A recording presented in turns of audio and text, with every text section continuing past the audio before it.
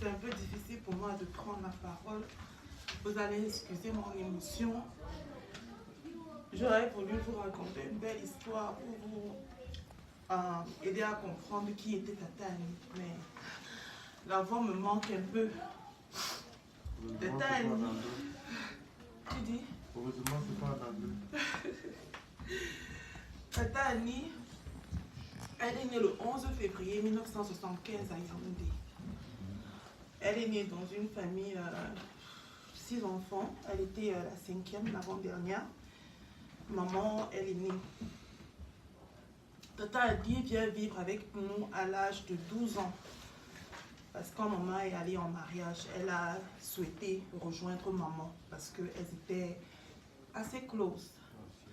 Donc, elle arrive à la maison quand moi j'ai peut-être 5 à 6 ans. Je suis à la maternelle. Donc, c'est pour ça qu'elle est très close. Elle était close de moi, close de Gaël, parce que Gaël avait peut-être 1 ou 2 ans à l'époque. Donc, elle nous a vu grandir, on partageait le même lit.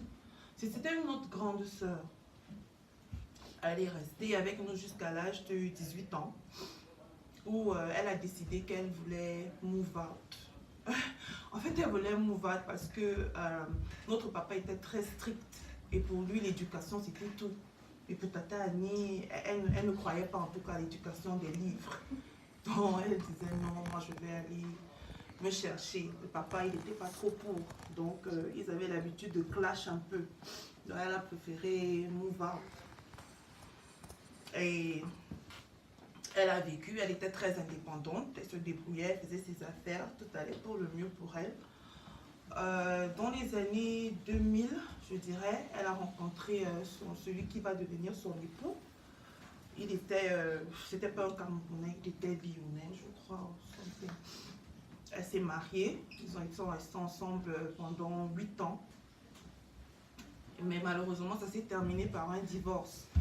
Et je crois que c'est une étape de sa vie qui a été très très douloureuse. Elle n'a jamais vraiment pu s'en remettre.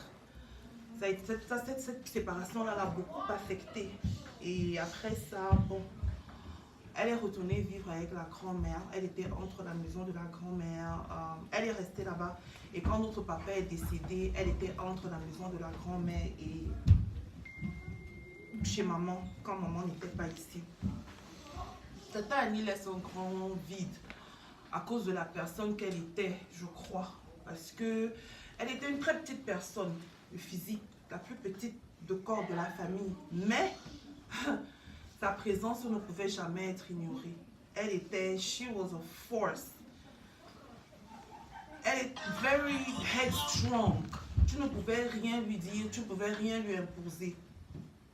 Et je crois à cause de ça, souvent c'était difficile pour elle de s'entendre avec certaines personnes parce qu'elle n'avait pas, elle avait la langue assez déliée, elle ne mâchait pas souvent ses mots. Like, she didn't play. Et je me rappelle d'elle quand on était petite, personne ne pouvait blaguer avec nous dans le quartier parce que si tu regardes même, tu nous regardes même mal. Elle ne demande même pas quelque chose. Elle te donne rendez-vous quelque part au bagarre. She was just like that. Et elle était comme ça. Même quand elle est retournée vivre avec la grand-mère, c'était ça quoi. C'était elle. Soit it's her way or no way. Mais elle avait un très grand cœur. Très très grand cœur. Plein d'amour. Très généreuse. Très très généreuse. Si Tata Annie a $1 et que tu as un problème, Tata Annie va te donner $5. $1 pour elle, $4 qu'elle va aller chercher, je ne sais pas où. That's who she was. Elle s'est occupée, je crois, de presque tout le monde dans la famille, même étant très très jeune. Elle s'est occupée de ses grands frères, grandes sœurs. Quand elle avait, c'était pour tout le monde. Tout le monde. Malheureusement, elle nous quitte, elle ne nous laisse pas d'enfants.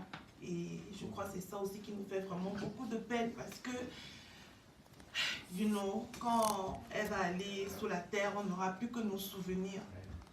Donc, elle est partie à 43 ans. C'est un peu jeune. Elle était très malade. Elle a souffert.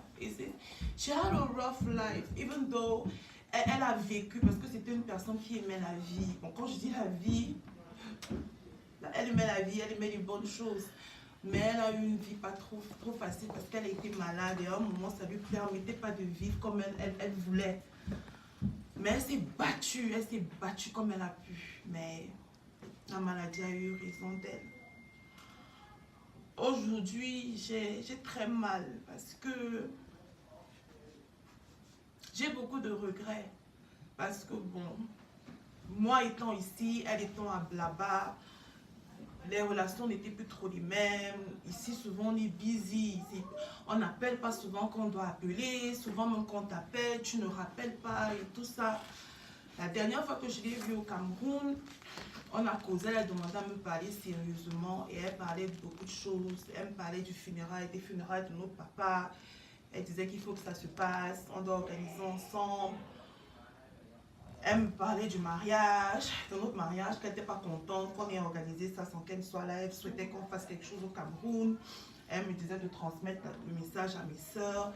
Bref, elle avait beaucoup de choses qu'elle voulait faire. Et tout ça, ça a été cut short. Que dire? La mort, c'est ça. Je regrette vraiment que la dernière fois que je l'ai vue, c'était le jour de Noël. On a passé ça ensemble. Je sais pas, j'aurais dû peut-être poser, lui dire ma tête, vraiment je t'aime beaucoup, but I didn't know.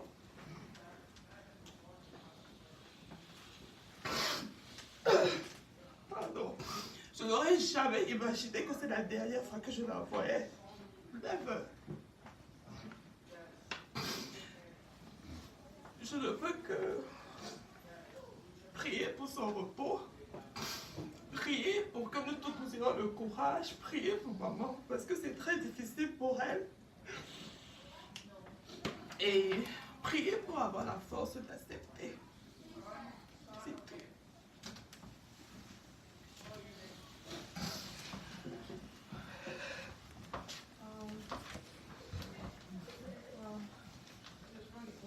On a écouté des témoignages très émouvants. Nous savons que c'est difficile pour vous de vous exprimer en des circonstances aussi spéciales. Mais ce qui est bien est que vous, comme on dit chez nous vulgairement, vous vous libérez. Vous partagez ce que vous ressentez. En anglais, on dit you're releasing the stress. Et c'est bien. Pour la petite histoire, j'ai beaucoup entendu parler de Tata Annie. Quand j'ai connu Corinne, il y a environ 12 ans, 13 ans, elle me parlait de Tata Annie comme la grande sœur qu'elle n'a pas eue. Parce que Corinne est l'aînée de sa famille. Après, j'ai vécu dans la même maison que Gaëlle. Elle me parlait toujours de cette autre grande sœur. Gaëlle est la deuxième. Donc Gaëlle avait Tata Annie et Corinne. Et juste pour aller dans le même sens de ce qu'elles disent, elles ont toujours parlé de Tata Annie comme une dame de cœur. Quelqu'un qui avait un bon cœur. Donc Corinne, ses sœurs, maman, Gaëlle, une fois de plus condoléances. Pour terminer cette petite partie, cette première partie des témoignages, un dernier chant. Dans l'avant-dernière page, si la mère se